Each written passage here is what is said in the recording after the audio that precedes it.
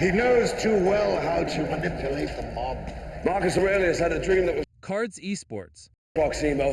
This is not it. This is not it.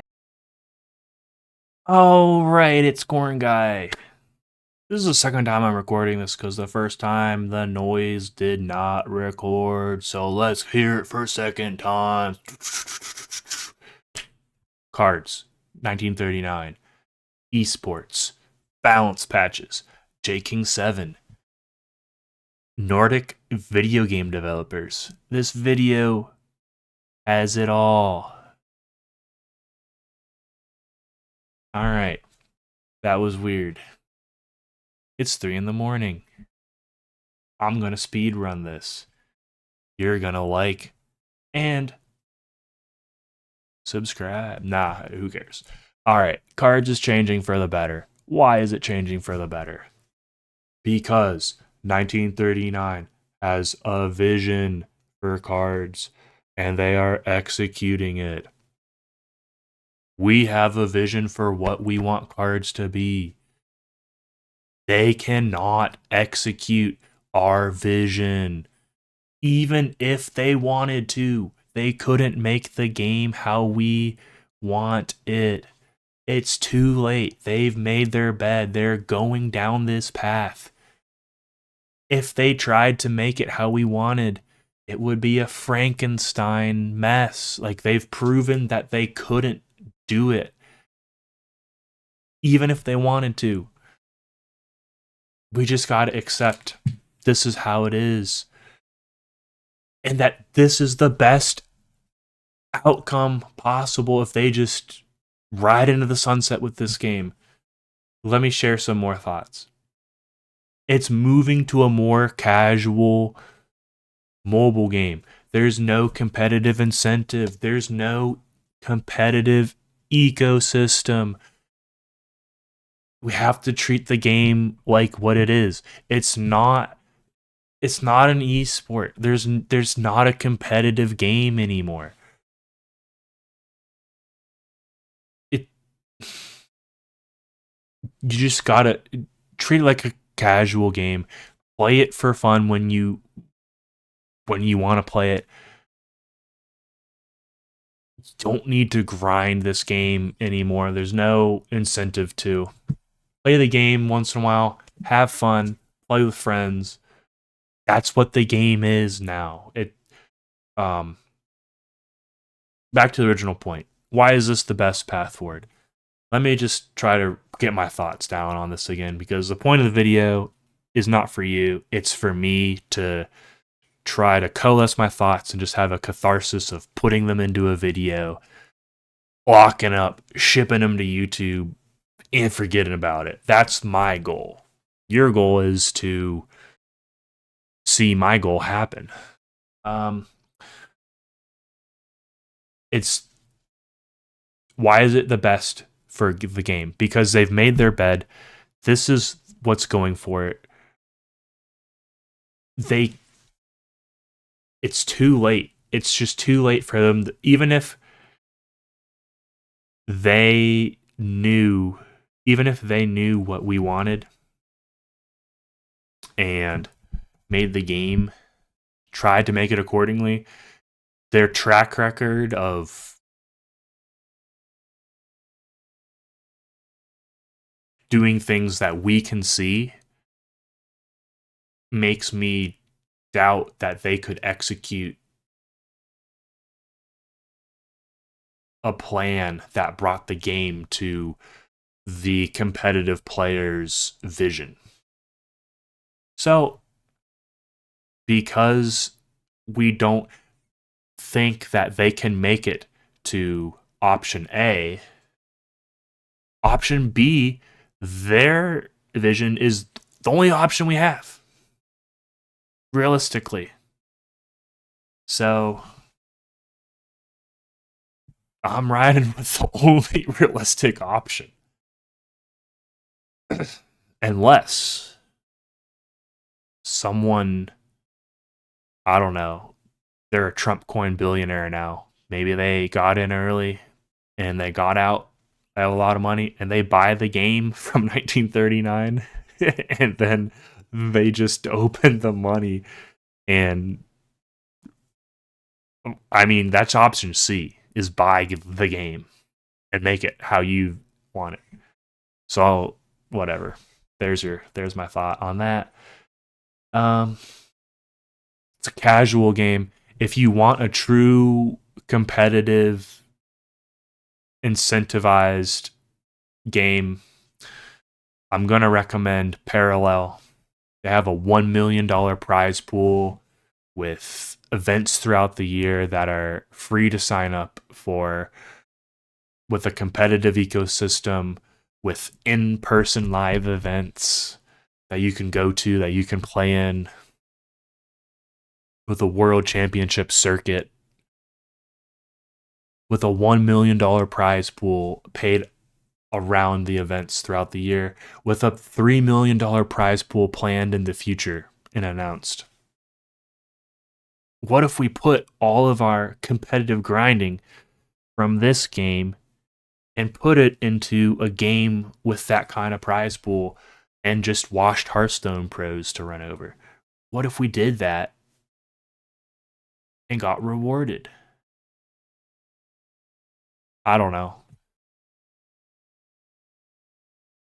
My other point, 1939 is a passion project from the owners. They wanted to make a game like this. It looks good. It feels good to play. Even still on PC, I don't really play mobile as much.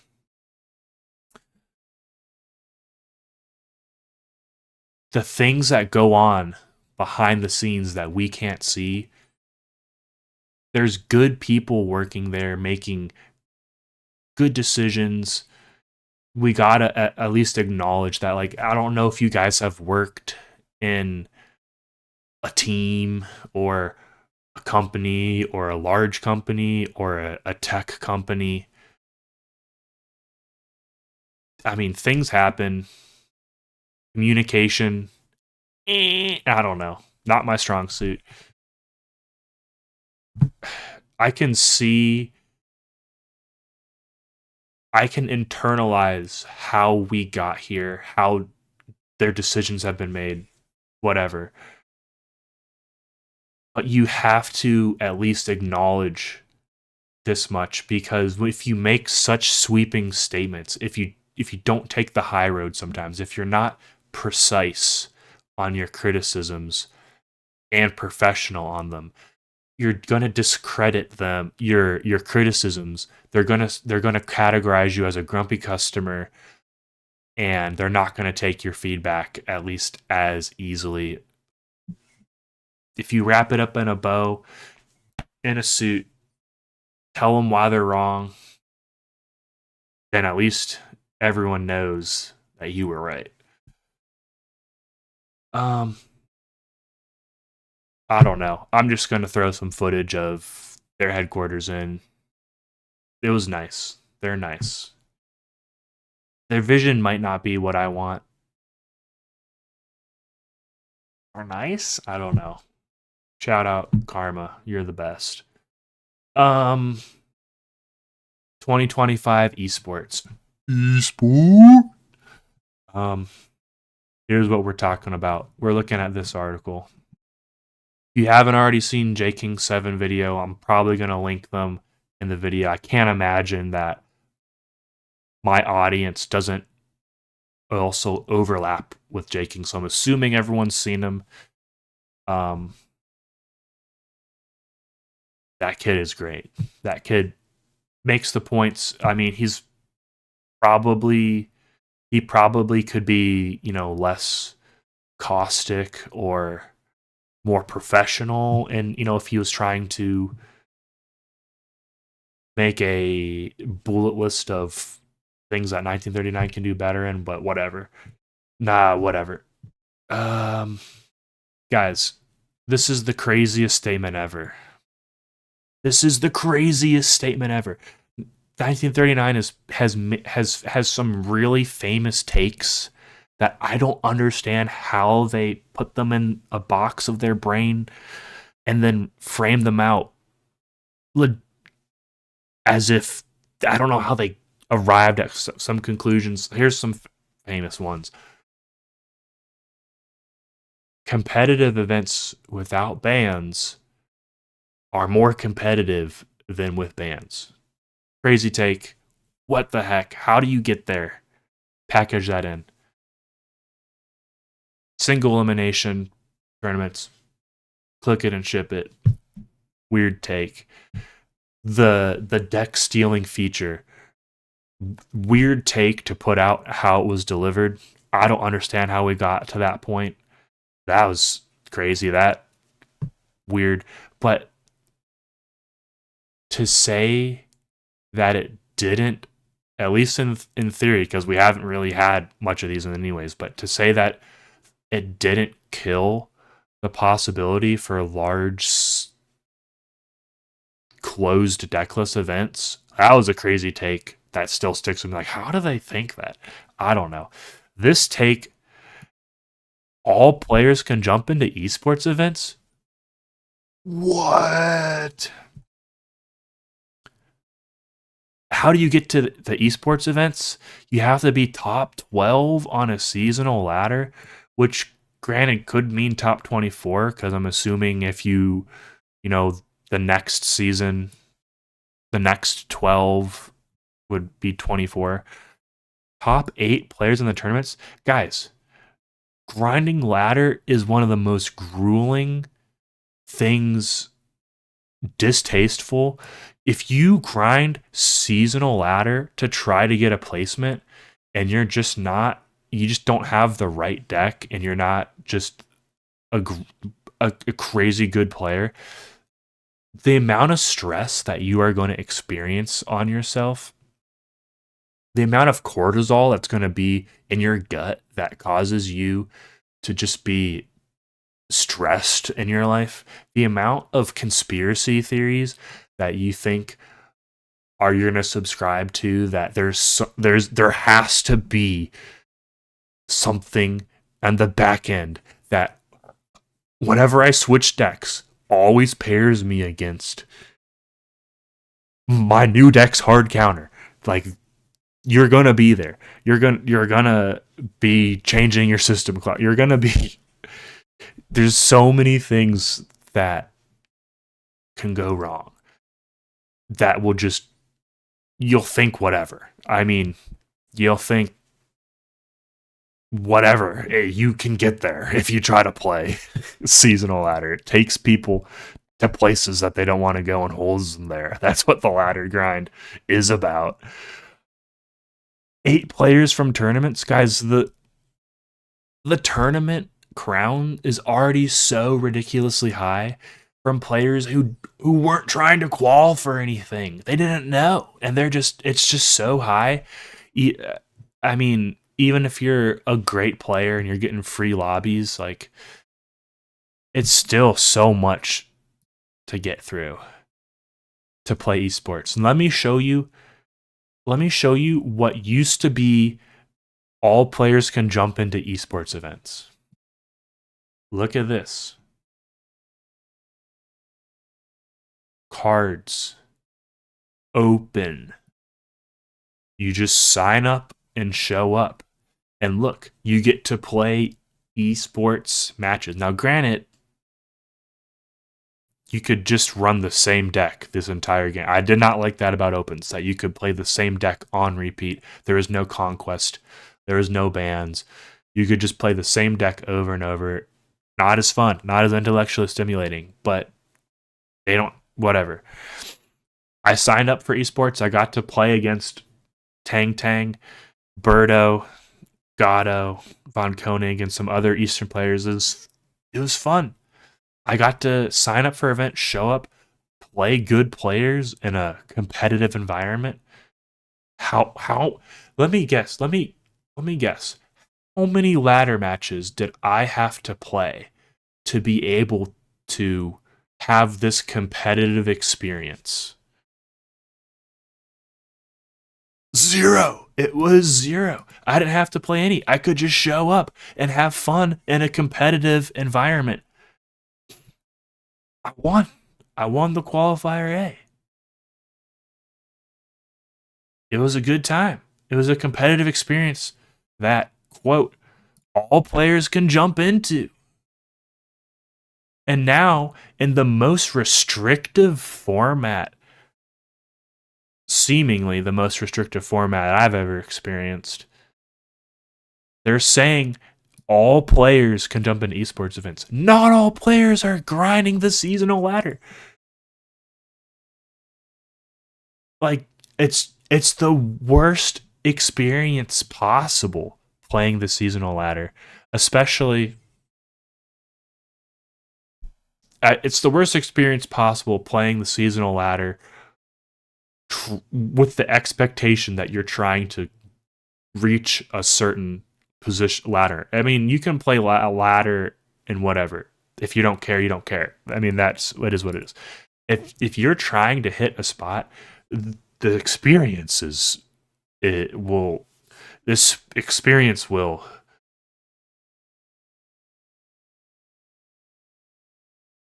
I don't know. It'll make you want to vomit. It'll make you stressed. Guys, it is not for everyone to jump into the esports events. And if you know that's the path that you want all players to take to jump into esports events, like you are asking them to take the ring to Mordor so that they can play in an esports event. That is crazy. Like I don't understand that. I mean, they're basically saying, Corn Guy, we don't want you to participate as a player in these esports events. This is what it used to be like.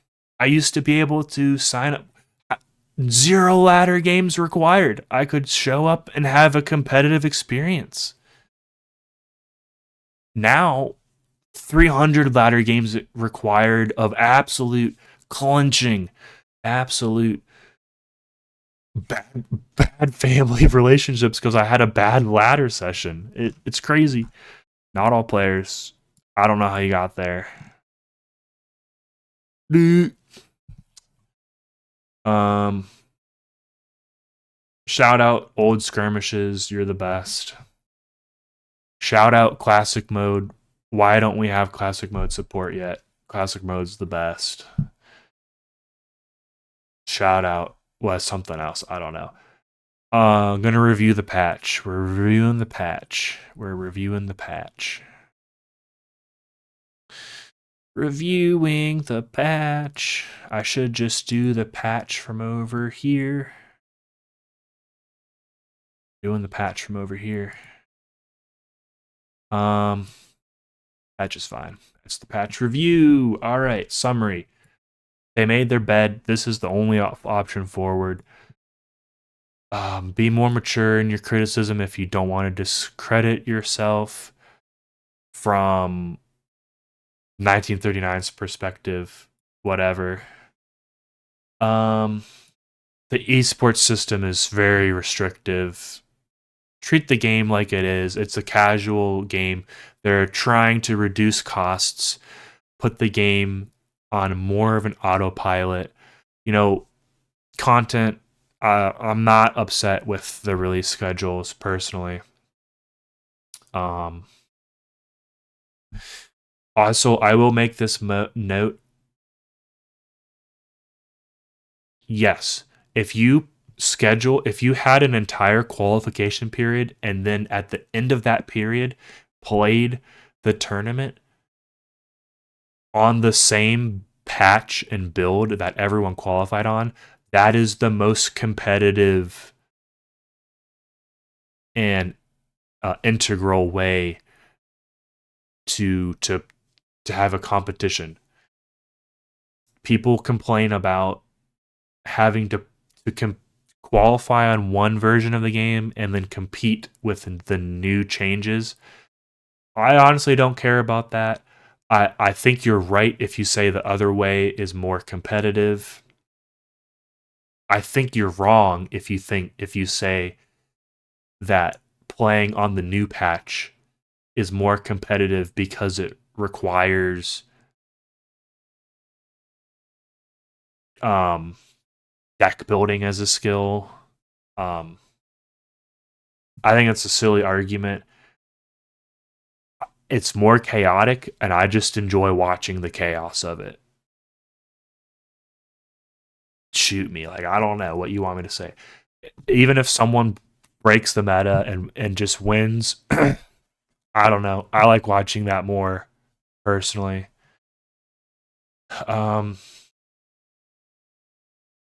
What a hot take. That's it. I gotta throw this in there. 7,000 hours on the game. 700 hours on the finals. I've been playing that game the most. What I'm trying to frame here is I don't know how much of what 1939 does is because of that's how they are as a company. I don't know where, like, how much of it is like just how Icelandic companies operate. I just don't have that experience. I don't know where to draw the line between this is how Icelandic or Nordic companies or video game studios work culturally versus this is how 1939 specifically works culturally, because the finals is another Nordic video game publisher studio, Embark Studios. They make decisions. I don't know if they're similar thought process, if it's just culturally similar. Same thing with Arrowhead Studios and Helldivers 2. I'm just not sure what is specific to a company versus what's specific to the company's country's culture. I don't know. If you guys know where to draw the line, I don't know. Let me know. That's it. I'm going to be done. Hopefully this works.